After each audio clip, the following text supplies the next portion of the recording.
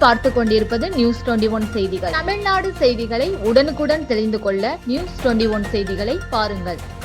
கல்லூரி மாணவர்களுக்கு கஞ்சா விற்பனையில் ஈடுபட்ட 4 நபர் கைது செய்யப்பட்டு சிறையில் அடைப்பு.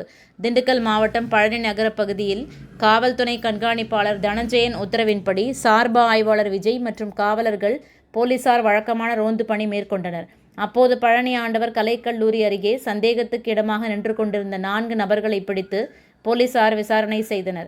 முன்னுக்கு பின் முரணாக போலீசாரிடம் தகவல் தெரிவித்ததால் 4 நபர்களை போலீசார் காவல் நிலையத்திற்கு அழைத்து வந்து விசாரணை செய்ததில் அப்பர் தெருவை சேர்ந்த பாஸ்கரன் மகன் நாகேந்திர பிரசாத், புதுநகர் பகுதியை சேர்ந்த விலங்கு மணி மகன் மருது, தட்டான்குளம் பகுதியை சேர்ந்த வேளாங்கண்ணி மகன் டான் பீட்டர் ஜீவன், தெற்கு தெரு தட்டான்குளம் பகுதியை சேர்ந்த ஐயப்பன் மகன் வெங்கடேஸ்வரன் ஆகியோர் பள்ளி மற்றும் கல்லூரி மாணவர்களுக்கு கஞ்சா விற்பனை செய்ய ஈடுபட்டிருந்தது தெரியவந்தது. அவர்களிடமிருந்து விற்பனைக்காக வைக்கப்பட்டிருந்த 100 கிராம் கஞ்சா, 2 சக்கர வாகனங்கள் பறிமுதல் செய்யப்பட்டது. பிடிப்பட்ட 4 பேர் மீதும் வழக்கு பதிவு செய்து போலீசார் நீதிமன்றத்தில் ஆஜர்படுத்தி சிறையில் அடைத்தனர்.